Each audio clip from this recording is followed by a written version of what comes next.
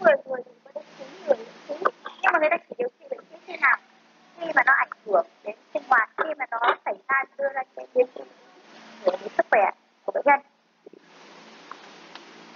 Và cũng hiện tại thì tức là bây giờ thì người ta chưa tìm ra một cái nguyên nhân chính xác nào có thể gây ra bệnh khí. Tuy nhiên thì có một số cái yếu tố thuận lợi mà có thể gây ra khí mà chúng ta kể đến ở trên đây. Thứ nhất là đó là đại tiện, nhất là những cái bệnh nhân mà cái táo bón kinh niên hoặc là những bệnh nhân mà bị hội chứng lệ tiện.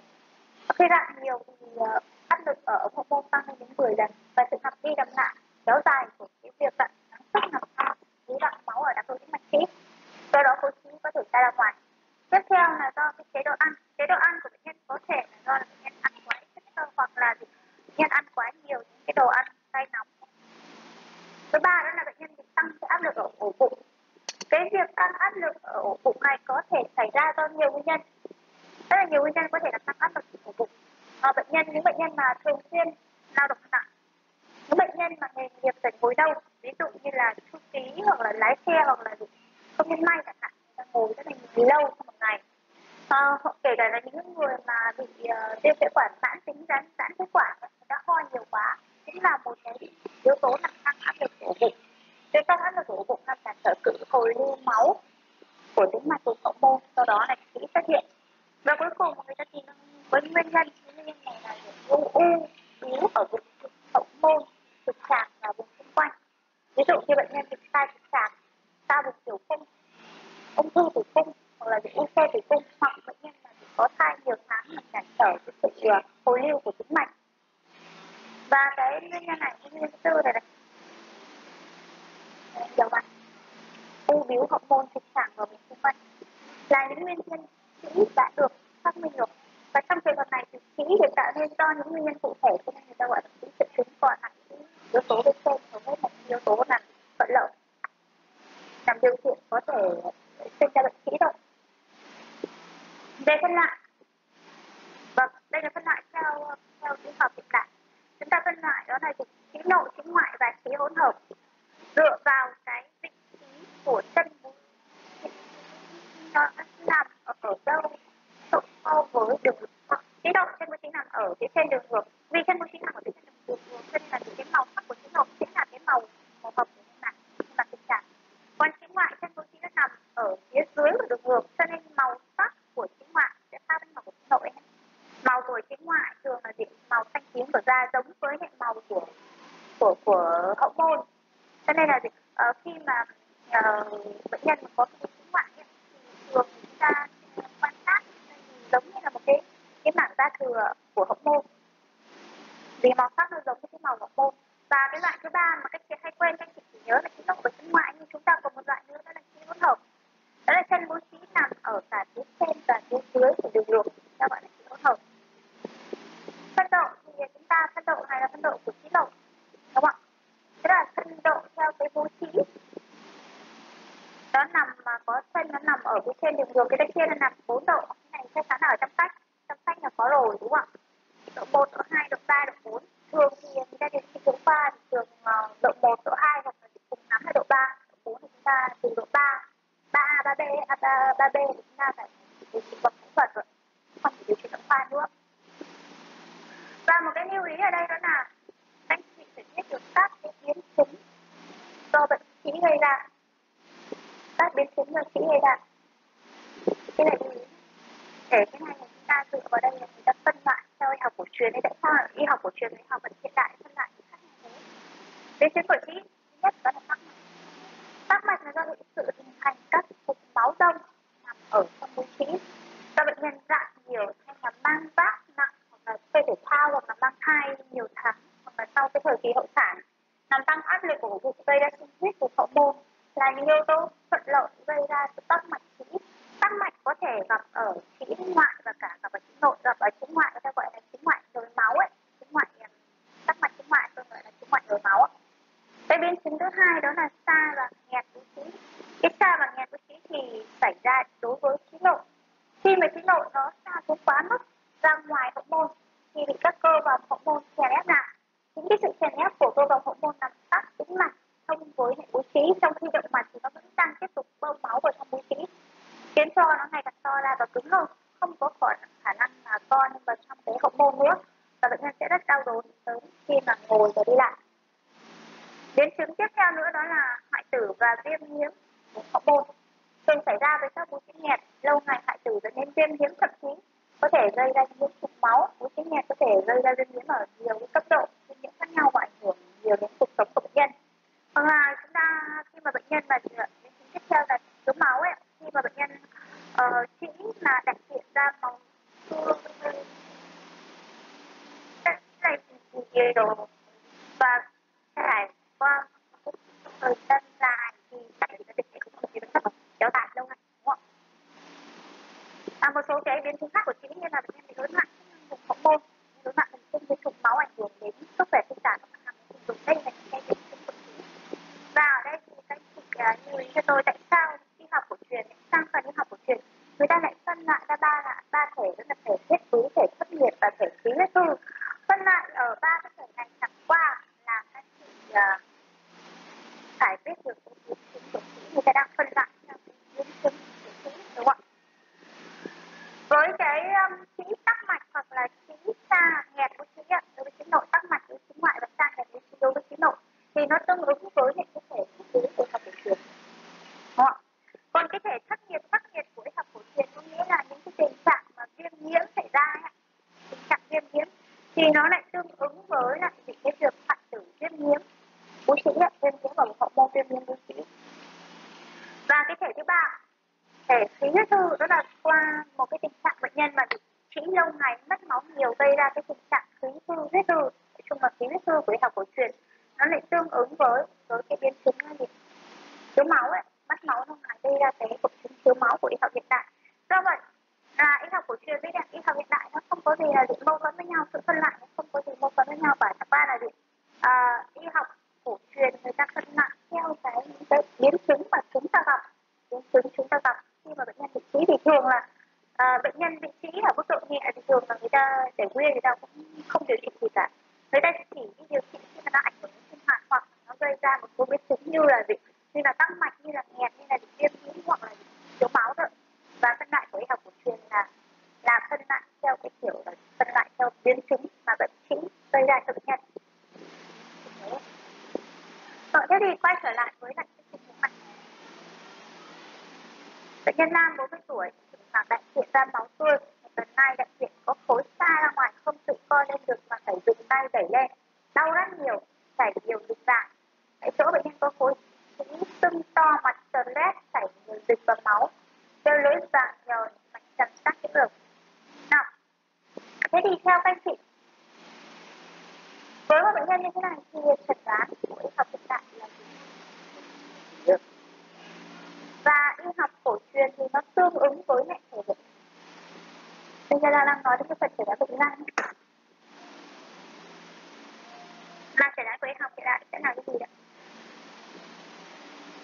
Nhớ là y học hiện đại là người ta phân loại theo việc theo trĩ nội, trĩ ngoại hay là trĩ hỗn hợp. Nếu như là trĩ nội thì chúng ta lại có 4 độ để chúng ta phân chia, đúng không ạ? Và nếu như có biến chứng kèm theo thì chúng ta phải chẩn đoán thêm. Còn y học cổ truyền nó phân loại theo biến chứng, đúng không ạ? Có huyết ứ không, có gì thất nhiệt, viêm nhiễm hay không, và có khí huyết thư không? Y học hiện đại là trĩ ngoại độ 3. Trĩ ngoại độ 3. Độ 3 có một. Độ 3 có hoại tử.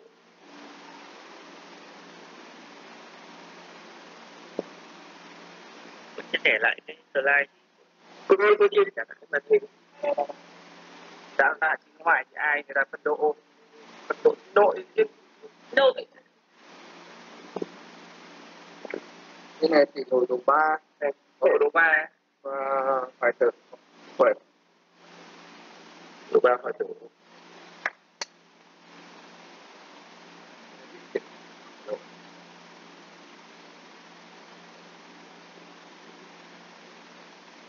Khi mà gặp cái tình huống lâm sàng hay là cái khi trên lâm sàng ấy, thì cái hội tại thì anh chị có thể xem là được trĩ nội hay là trĩ ngoại, đúng không? Nếu là trĩ nội thì nó là độ mấy, và trĩ nội hay là trĩ ngoại thì nó đã có biến chứng hay chưa, đúng không? Biến chứng đấy là gì? Nó sẽ biến chứng thường thì là cô chia sẻ lại cái màn hình rồi. Vẫn chưa được à? Chưa được. Tôi vẫn đang chia sẻ mà.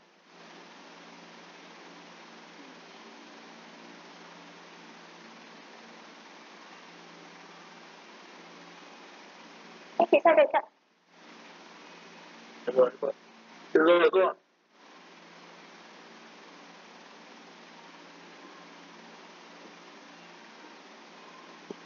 Thường thì khi mà vào cái tình huống của y học cổ truyền thì nó có biến chứng nổi.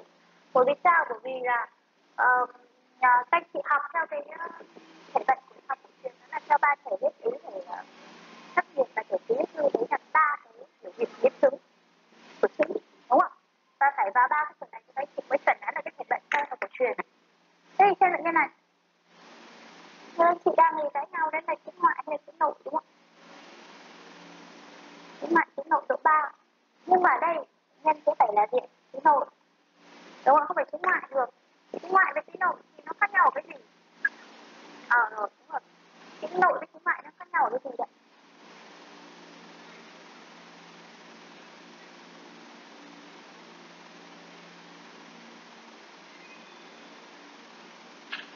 Mời anh Bùi Văn Thao, Thao hay Thảo đấy.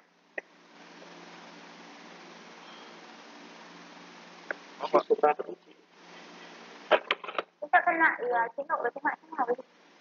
Chứng nội với chứng ngoại nó khác nhau ở cái điểm mà xuất phát của bố trí ở trên đường lượng hay dưới đường lượng. Chân bố trí, đó là thứ nhất là vị trí của chân bố trí, đúng không? Có gì nữa không?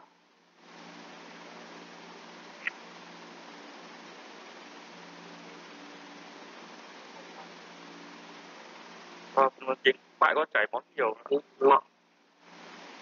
Màu sắc ra bố trí, sắc và đau nhiều. Màu sắc ra bố trí là đúng. Cái nào đau nhiều và chảy máu?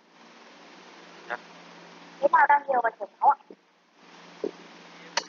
Xa ra ngoài thì nó có thể là nó bị thắt lại, người ta ngồi có thể là các cọ sát vào sẽ gây đau nhiều hơn. Cái đầu, đúng không? Thế theo bạn có gì nữa không? Em nhớ thế mà.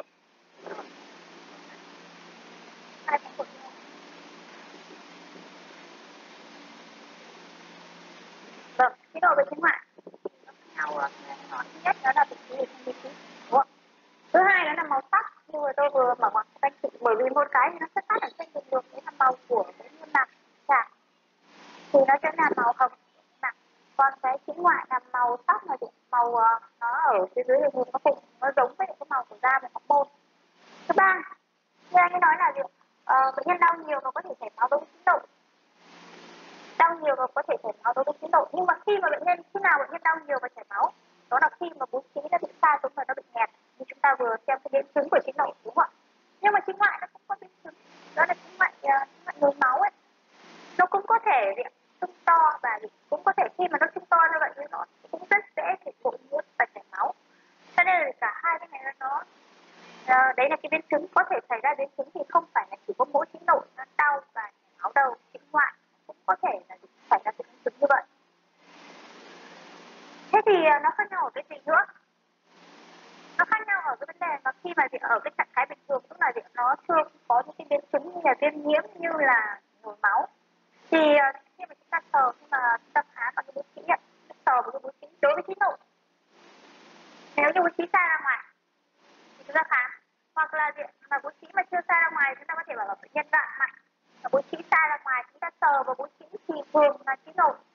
Cái khi mà chúng ta sờ vào cái mật độ của nó sẽ mềm mại thôi, mật độ nó mềm mại.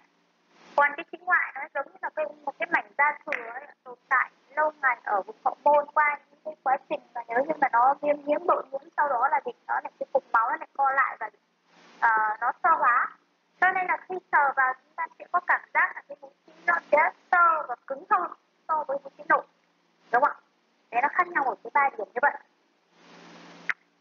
3 điểm. Và còn một cái điểm là chúng ta lưu ý với nhau nữa, đó là chứng ngoại thì nó lúc nào là ở ngoài, đúng không ạ? Không bao giờ nó có thể co vào bên trong ống hậu môn được, bởi vì chân của nó nằm ở dưới đường nó không thể đi ra đâu nữa, đúng không ạ? Nhưng mà cái trí nội chân bố trí nó ở trên đường ruột, và chỉ ở cái giai đoạn nặng thì nó mới xa xuống, đúng không ạ?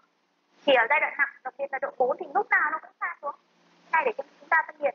Còn chẳng hạn như là ở tầm độ 3, độ 3A chẳng hạn thì nó bản thân nó vẫn có thể tự co lên vào trong hậu môn, giống ở ngoài như là chữ ngoại, ngoại là bên ngoài đúng không ạ, nội là bên trong đúng không ạ? Vâng, thế thì ở trên bệnh nhân này cho các chị đọc cái tình huống này. Khi đại diện có khối xa ra ngoài không tự co lên được mà phải dùng tay để đẩy lên, có nghĩa là bản chất là gì? Nó vẫn có thể lên được, cho nên nó không thể đánh kiếm lại được, mà nó phải là gì ạ? Chữ nội. Nó qua. Nên chúng ta sẽ chẩn đoán bệnh danh với học hiện đại trên bệnh nhân này, đó là chữ nội của ba. Ba là chữ nội máu. Chữ này là bộ nhiễm. Bộ nhiễm là bởi vì nó đã qua một cái giai đoạn bị ta và nghẹt, đúng không ạ? Sưng to và cái bề mặt của nó căng quá, cho nên là khi mà bệnh nhân đi lại hoặc là ngồi xuống thì nó sẽ bị trật rét và viêm nhiễm. Chữ nội độ 3, bộ nhiễm. Thế thì theo y học cổ truyền nó sẽ là thuộc thể bệnh nào đây ạ? Huyết ư. Thế nào? Có người bảo thấp nhiệt, có người bảo khí huyết ư. Cái này các chị phải hiểu, tức là bản chất của huyết ứ nó là cái gì, thấp nhiệt nó là cái gì, và khí huyết ư nó là cái gì thì chúng ta mới chẩn đoán đúng rồi. Bản chất của huyết ứ, nếu như mà không nhớ thì các chị có thể mở lại trong cái phần triệu chứng của cái thể huyết ứ, các chị có thể đọc nhé. Bệnh nhân đi ngoài ra máu tươi bố trí xa ra ngoài, thường xuyên táo bón, đau rát nhiều này, đúng không ạ? Thể huyết ứ. Thể huyết ứ thì nó sẽ thường tương ứng với lại cái biểu hiện là tắc mạch. Thứ nhất là tắc mạch, thứ hai là da nghẹt búi trĩ, thì phải chữ nội và chữ ngoại, đúng không? Cái thể thấp nhiệt đấy là khi mà cứ có tất cả các mặt bệnh ở mà anh chị học của y học cổ truyền nhá, thì tất cả những cái mặt bệnh mà nó có cái thể thấp nhiệt đấy ạ, đấy là cái biểu hiện viêm nhiễm, bị bội nhiễm, đúng không ạ? Liên quan đến yếu tố viêm nhiễm và bội nhiễm này. Còn thể thứ ba đó là thể khí huyết ư, đấy là liên quan đến cái việc mà bệnh nhân đã bị mất máu lâu ngày do cái bệnh lý trĩ của bệnh nhân kéo dài nhiều ngày, nhân mất máu lâu quá nên bệnh nhân có biểu hiện hội chứng thiếu máu của y học hiện đại tương ứng với lại thể khí huyết ư của y học cổ truyền. Do đó ở trên bệnh nhân này chẩn đoán lại đi, khí huyết ư hay là thể thấp nhiệt đấy ạ? Thể thấp nhiệt. Thấp nhiệt. Tốt nhá. Hạ thể thấp nhiệt, đúng không ạ?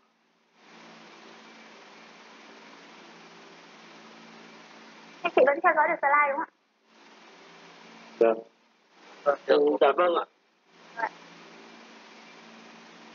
Nào, bây giờ thì các anh chị sẽ quy nạp bát cơm cho tôi, chẩn đoán bệnh danh được rồi. Anh chị quy nạp bát cơm cho. Sao ạ? Đây chưa có gì đâu nhỉ? Slide trước là tình huống đúng không ạ? Nếu anh chị muốn xem lại tình huống thì tôi có thể có lại luôn đây.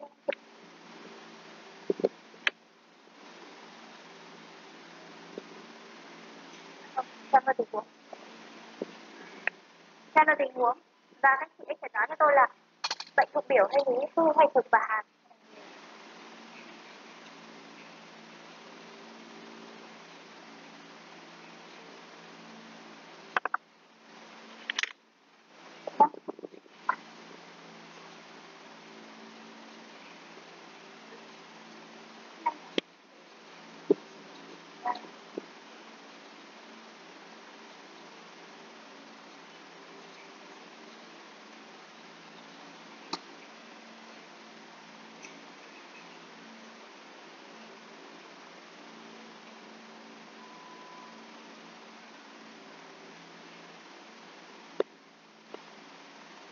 Nào ba chẩn đoán được chưa?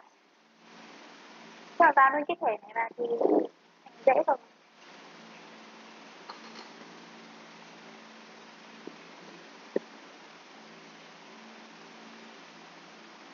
Là biểu thực nhiệt mình mới hư. Ba có thể là sao ạ? Lý thực nhiệt. Dạ.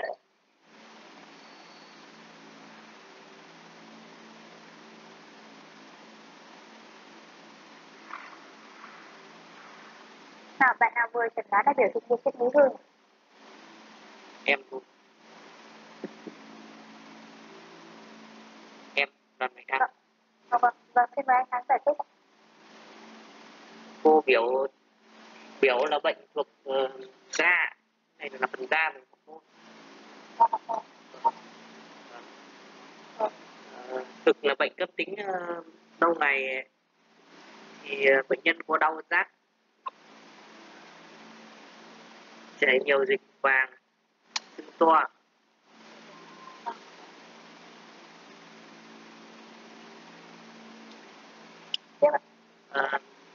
Nhiệt là bệnh nhân đau rát,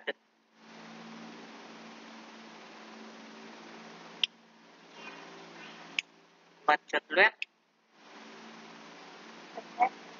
Còn em nghĩ là lý hư là do tỳ hư nên là thông kinh mạch nó kém nên là nó mới gây ra chị ạ.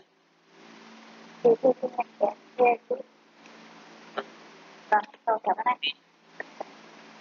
Vâng, có muốn nói gì không? Đầu có ai có ý kiến khác một cái phần tác dụng để mình đi không? Vừa nãy tôi có nghe chị nào nói là lý thực nhiên đúng không? Xin mời chị có thể giải thích cho cả lớp được không?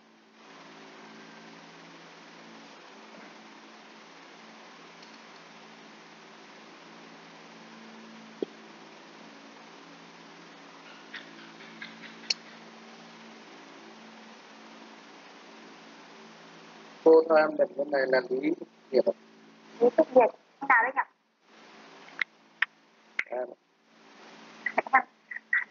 Cho tôi đi tên nữa. Dạ, em xin lỗi. Vâng, mời anh. Lý thực nhiệt tại sao? Em bắt là lý thực nhiệt bởi vì ở đây lý thì bệnh nhân bị bệnh ở tạng phủ, trước đây là tạng phủ ở cái này là của phủ đại trường.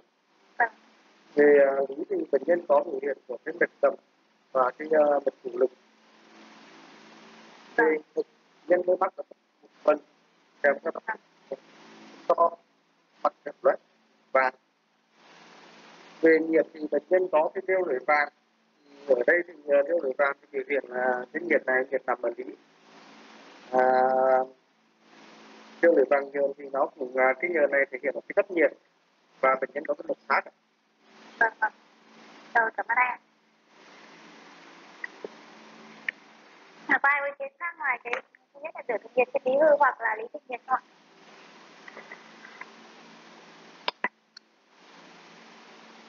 Chúng ta đi vào nhé. Biểu hay lý hư hay thực và hạt nhiệt đúng không?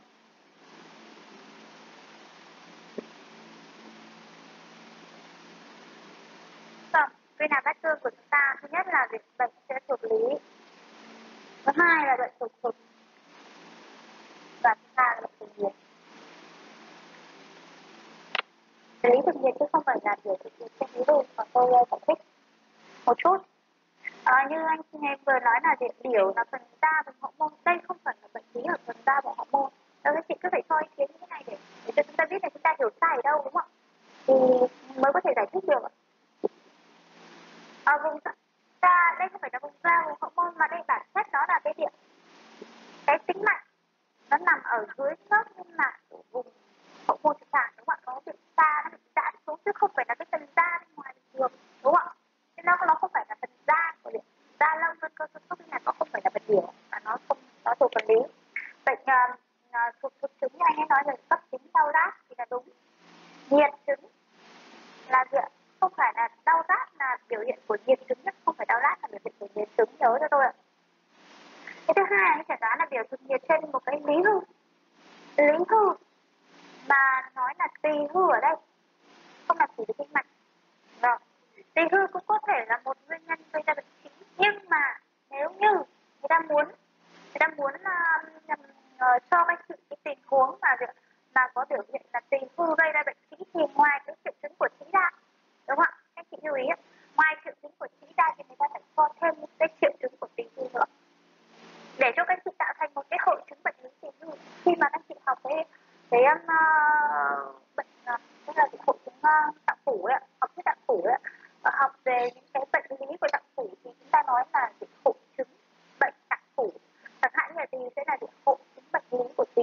Đó là hội chứng thì nó phải có nhiều triệu chứng, đúng không? Cho nên nếu như muốn nói là bệnh trĩ này của tỳ hư thì ngoài cái việc là bị cho cái triệu chứng của trĩ ra, sẽ cho những cái triệu chứng khác của tỳ hư nữa, ví dụ tốn kém, ví dụ như là việc cơ nhục nhẽo chẳng hạn, môi nhạt được nhiều chẳng hạn, đấy là tỳ khai chiếu ra môi miệng ấy, khai chiếu ra môi bên miệng ra miệng ấy. Nên là việc đây sẽ không phải là việc có cái biểu hiện của tỳ hư, nhưng mà tỳ hư nếu như muốn nói về việc mà nguyên nhân ra trĩ thì không phải là tỳ nó hư là cho kinh mạch kém, mà sẽ là việc tỳ nó không chủ được cơ dục, đúng không? Tỳ hư hạ áp đây là trĩ, nhưng mà đây chúng ta không có, nên là sẽ loại trừ cái trường hợp này. Vâng, chúng ta chẩn đoán là lý thực nhiệt. Chúng ta chẩn đoán là lý thực nhiệt, và khi chẩn đoán là lý thực nhiệt thì các chị phải biết gom cái tất cả những triệu chứng, gom những triệu chứng ở cái tình huống của mình vào các cái hội chứng bệnh của lý, của thực và nhiệt. Bệnh của lý thứ nhất đó là mạch trầm.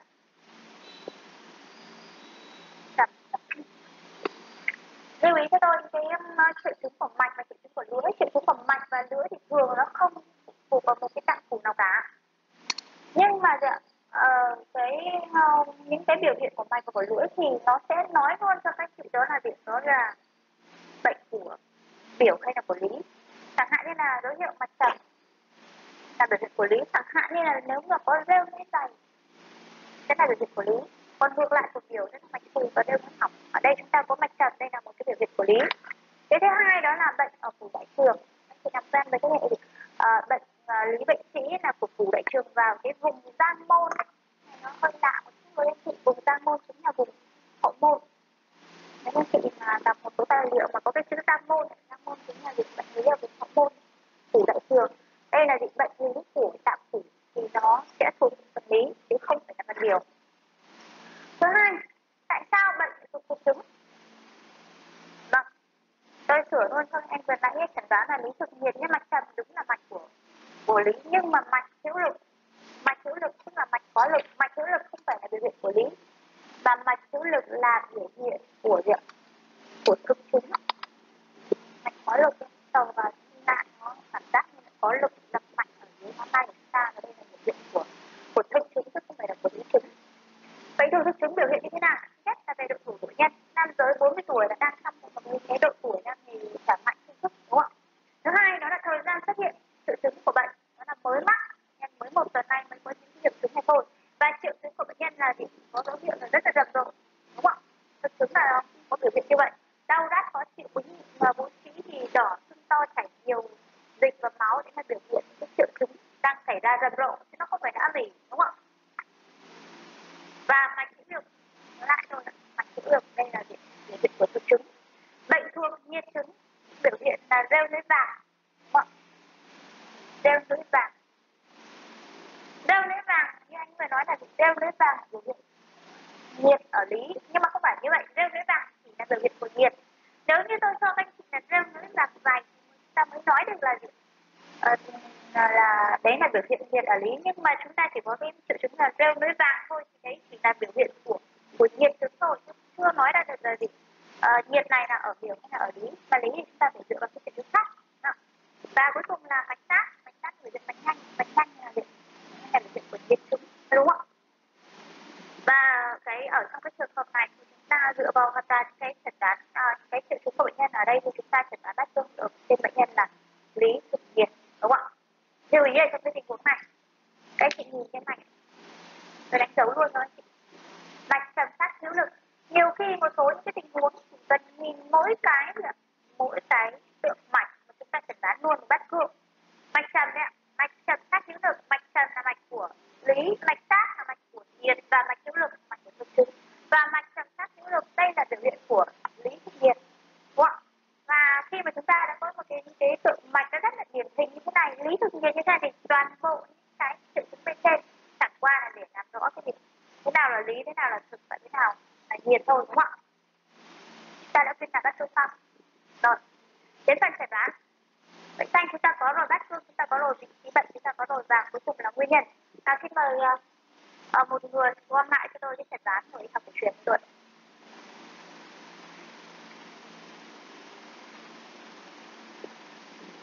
Hàng Ngọc Linh rồi.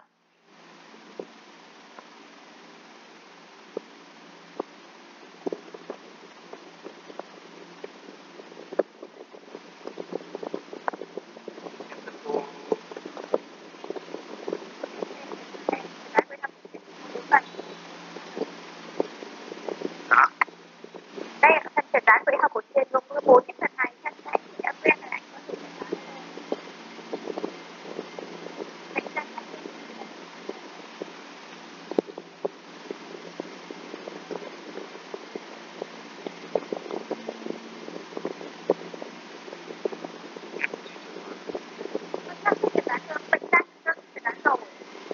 Biết được chưa thế?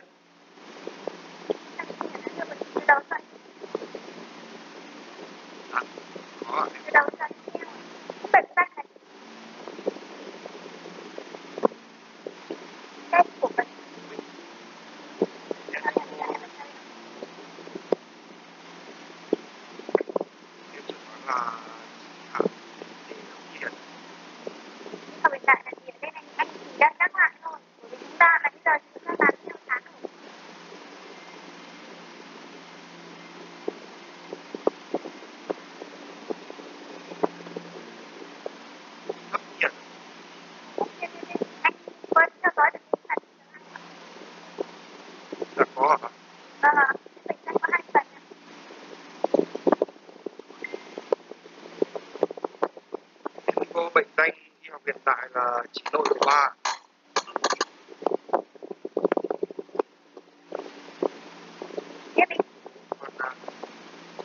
Còn y học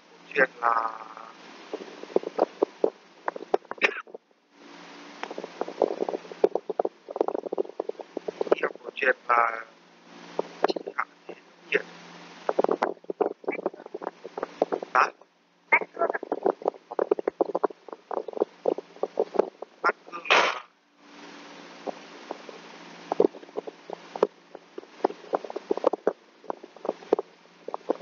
lý nhiệt hoặc lý tự nhiệt.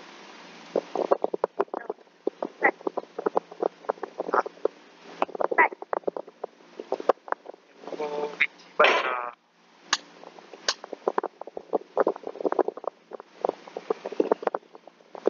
liên quan đến cái người đại trường không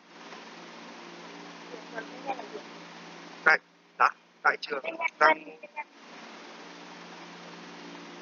nguyên nhân là có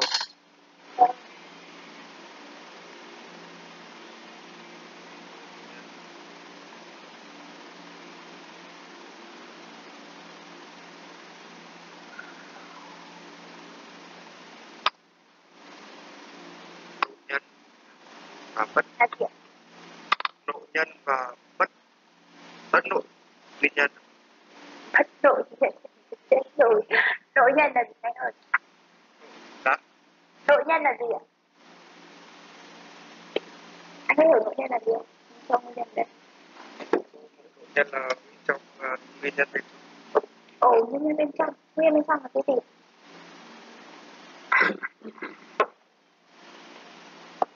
Nguyên nhân bên trong y học cổ truyền hay y học hiện tại? Nguyên nhân nội nhân thì nó chỉ có của y học cổ truyền với là gì cái hiện tại đấy.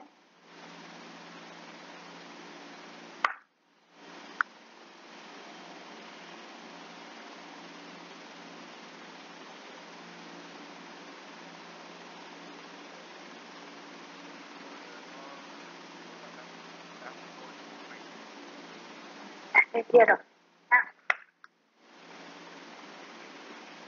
Cậu chưa biết thì bạn chưa biết. Rồi, anh. Để nói về chúng ta. Bệnh răng, nhất là y học cổ truyền. Khi đó y học hiện đại, cái này chính nội độ 3 bội nhiễm anh không theo dõi. Nãy giờ rồi.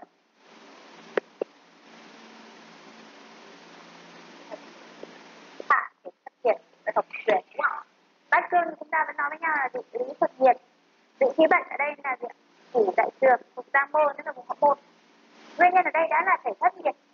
Thất nhiệt thì nó gây viêm nhiễm của học cổ truyền, cho nên tất cả các thể bệnh mà có thể thất nhiệt thì các chị lưu ý gì như tôi, nguyên nhân là do thất nhiệt.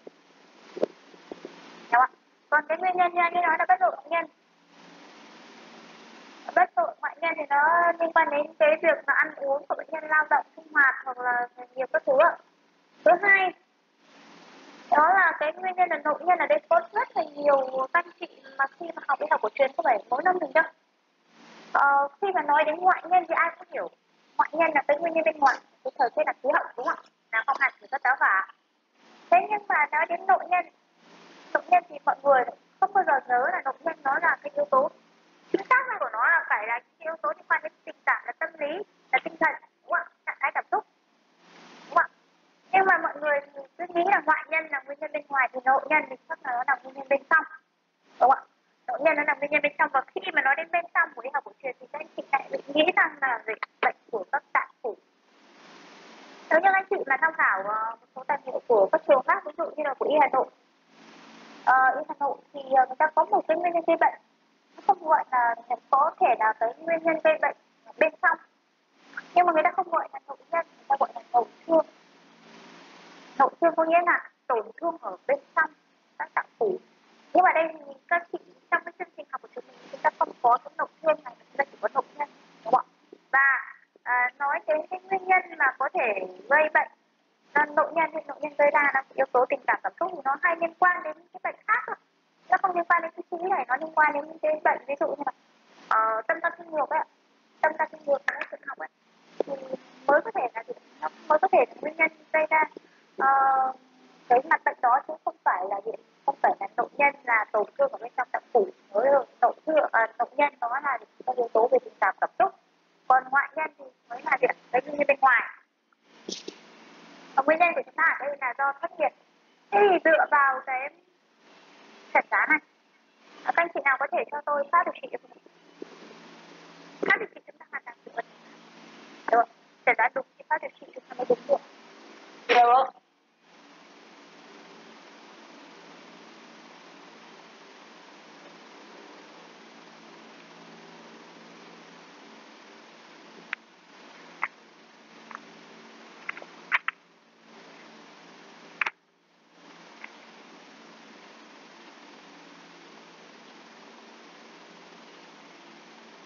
Chẩn đoán.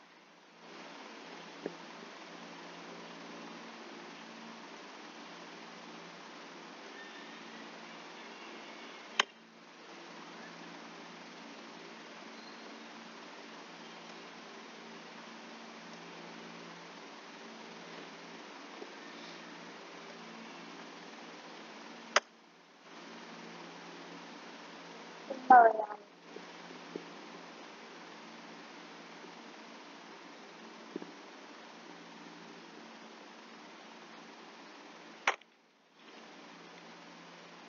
ba muốn trả lời.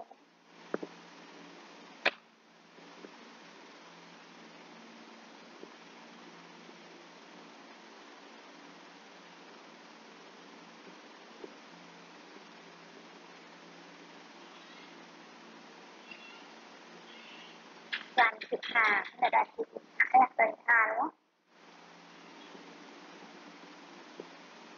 Dạ em thưa cô là do nguyên nhân là thấp nhiệt, cho nên là mình phải dùng thanh nhiệt trừ thấp ạ.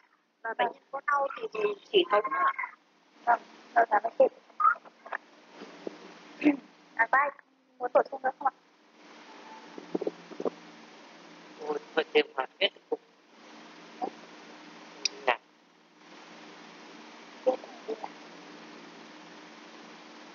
Rồi, chúng ta sẽ xem là chúng ta sẽ nên dùng pháp điều trị như thế nào.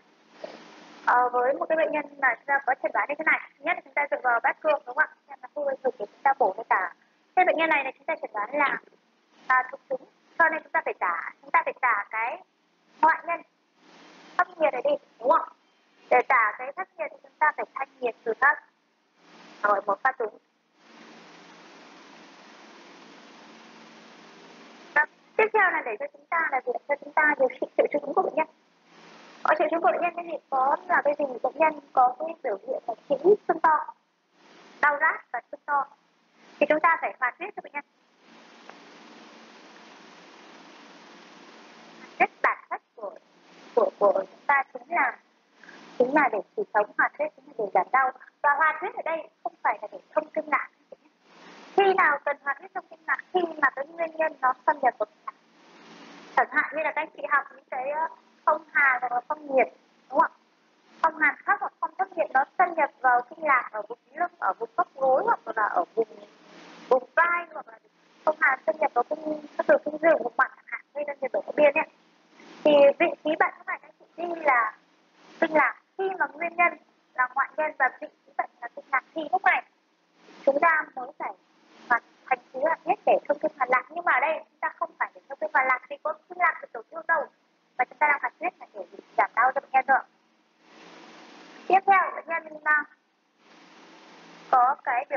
là gì đại hiện ra máu và gì cái bề mặt cái khí bệnh nhân cũng đang chảy máu nhiều, và cái chảy máu của y học cổ truyền chúng ta có thuốc để cầm máu, chúng ta gọi là thuốc chỉ huyết ạ. Vừa hoạt huyết mà vừa chỉ huyết để cầm máu cho bệnh nhân. Vâng, thanh nhiệt lợi thấp là thanh nhiệt trừ thấp, hoạt huyết chỉ huyết. Và với pháp điều trị như thế này, chúng ta cho thuốc theo đối pháp lập phương, có nghĩa là dựa hoàn toàn vào pháp điều trị và lập ra phương thuốc. Thì chúng ta sẽ sử dụng những nhóm thuốc nào với cái pháp như thế này ạ?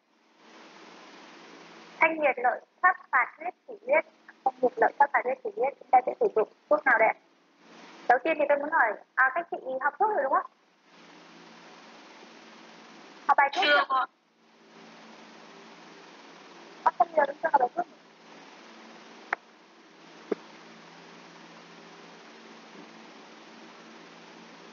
Chỉ có một buổi thực hành cũng có nói qua rồi. Chỉ có một buổi thực tập thôi đúng không? Còn cái bài lý thuyết thuốc thì nhưng mà phải học rồi chứ. Tại sao mấy cũng học?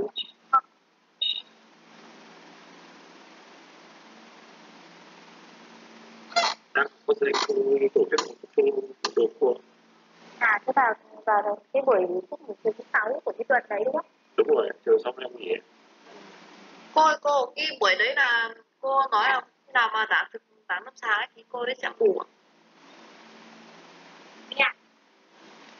Giảng lâm sàng hả? Nhưng mà vấn đề là bây giờ các chị về, các chị có mang sách về không? Có bạn mang, có bạn không? Vâng, có người không mang đúng không? Thì lát nữa thì tôi gửi cho các chị tài liệu về cái bài đấy nhé.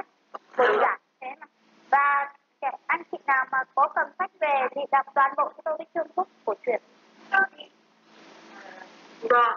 Toàn bộ cái chương thuốc của y học cổ truyền, bởi vì chúng ta không loại trừ một cái nhóm thuốc nào cả, đúng không ạ?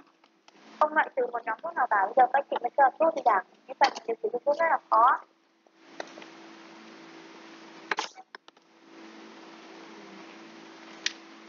Tất cả đấy, từ trang 7 đến đúng không? Là tất cả các phần thuốc, từ đại phương thuốc đến tất cả các nhóm thuốc. Và thì nó như thế này thôi, giống như kiểu các chị học bên làm thôi. Mỗi một nhóm thuốc nó lại có nhiều nhóm nhỏ bên trong, và mỗi một nhóm nhỏ nó lại có nhiều thuốc. Là cái này đọc 1-2 ngày nó chưa hết đâu.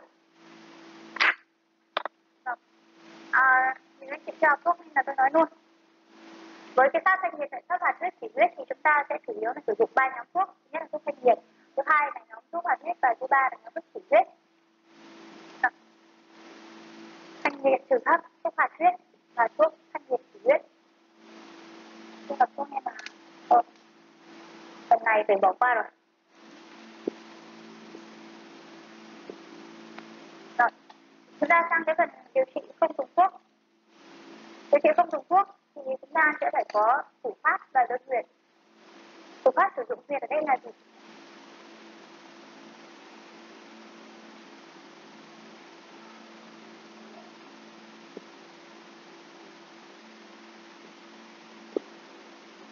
Cái thủ huyệt đây là gì?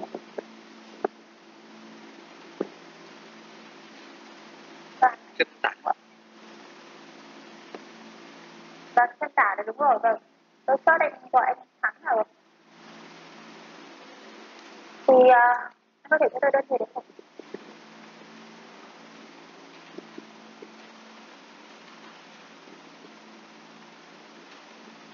Chẳng đi.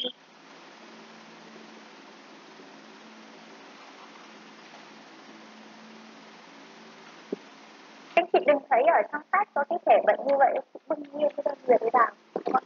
Khi mà đây là chỉ là giảng lâm sàng thôi, nhưng mà đến lúc mà các chị thi lâm sàng ấy ạ, thì anh chị phải giải thích được là từng huyệt này nó có cái tác dụng gì so với bệnh nhân. Chúng ta phải biết được là dịch chân để làm gì chứ đúng không?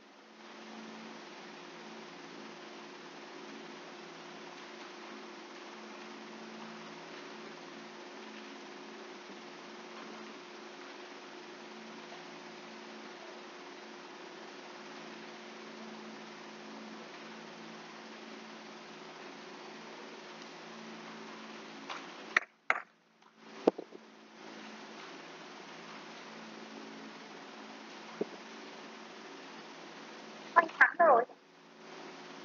Em đây. Vâng. Tôi chân về thật thuốc chỉ. Và không có thuốc gì để làm việc. Để để để hoạt huyết để phục Để mà biết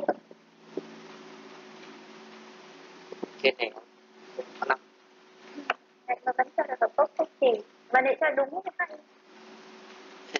để Cảm ơn anh. Thứ nhất là vấn đề thủ pháp thì chúng ta sẽ dựa luôn vào cái chẩn đoán bát cương, đúng không ạ? Chẩn đoán bát cương của chúng ta là lý thực nhiệt, thực thì tả và nhiệt thì chân. Cho nên thủ pháp của chúng ta là chân tả. Chân tả cái gì? Một cái đơn huyệt bình thường đối với tất cả các mặt bệnh nó đều có hai cái thành phần. Thứ nhất là huyệt tại chỗ và thứ hai là huyệt toàn thân. Thì huyệt tại chỗ chúng ta sử dụng những huyệt nào? Trên thực tế lâm sàng mà nói đối với bệnh nhân cũ, đối với bệnh nhân cũ thì thường thì huyệt tại chỗ người ta không sử dụng chân, vì huyệt tại chỗ là huyệt tại nơi bị bệnh và huyệt xung quanh cái nơi bị bệnh. Và tại nơi bị bệnh của bệnh nhân đến là cái vùng hậu môn, đúng không ạ? Vùng hậu môn, vùng có đồng cả cái kinh môn nữa, là cái vùng rất là nhạy cảm. Bệnh nhân bản thân người ta đã đau rất là khó chịu ở cái vùng đấy rồi, cho nên là thường thì người ta ít kích thích bằng cái phương pháp châm và khí đối với y học cổ truyền. Nếu như tại chỗ thì người ta chỉ sử dụng một số huyệt như là trường thường, chứ liêu mà rất là ít dùng. Ở huyệt toàn thân ở đây chúng ta sử dụng cái gì? Huyệt toàn thân thì chúng ta sẽ dựa vào cái chẩn đoán và dựa vào các điều trị chưa? Thứ nhất là chúng ta đã chẩn đoán là bệnh lý là thuộc phủ đại trường, đúng không ạ? Chúng ta hoàn toàn có thể sử dụng huyệt đại trường nu, đúng không ạ? Là 4/5 đo ra 1,54 nhé, ở trên vùng lưng. Thứ hai là pháp điều trị của chúng ta là có thủ pháp, đúng không ạ? Thủ pháp thì các anh chị lưu ý tôi có huyệt túc tâm lý và huyệt phong long. Túc tâm lý và phong long là để thủ pháp cho bệnh nhân. Tiếp theo chúng ta sử dụng huyệt khúc trì, nội định như anh ấy vừa anh Thắng vừa nói là có cả huyệt là hồng cốc này, nội định, khúc trì và thêm cái huyệt là lệ đoài nữa đấy. 4 huyệt này là có tác dụng thanh nhiệt chứ không phải là hoạt huyết. Những huyệt này là có tác dụng thanh nhiệt, nội định, khúc trì, hồng cốc và lệ đoài. 4 cái huyệt có tác dụng thanh nhiệt cho bệnh nhân. Và đây mới là huyệt để hoạt huyết, huyết hải. Huyết hải mới là huyệt để hoạt huyết chứ không phải là khúc trì, hồng cốc nữa. Nên toàn bộ cái phần chẩn đoán và điều trị cho bệnh nhân năm và bệnh nhân sĩ để cấp nhiệt theo là cổ truyền với nội độ 3 bụi nhiễm của hiện tại. Tôi đã giảng xong các chị rồi ạ. Bệnh nhân này các chị có hỏi gì nữa không? Cô cho em xem hai slide trước. Slide trước.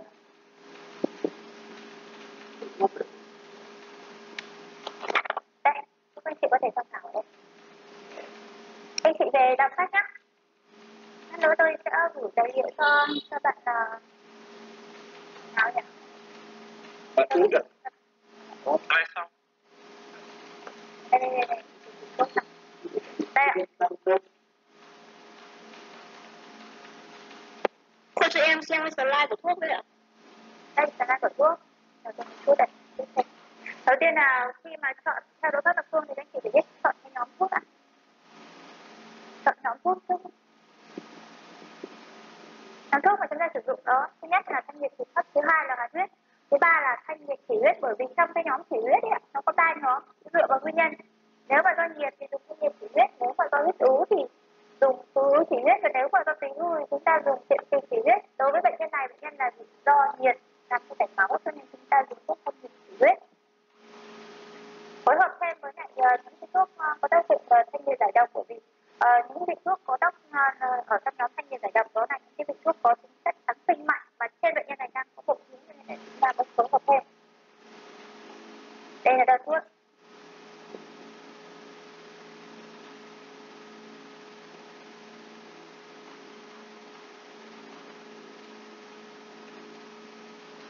Các chị mong vậy.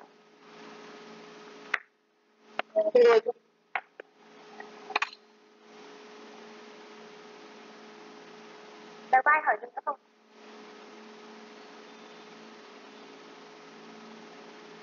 Mình bây giờ đang nghỉ không ạ? Còn nếu không có hỏi gì nữa thì chúng ta nghỉ tại đây nhé. Chào các anh chị ạ. được cô.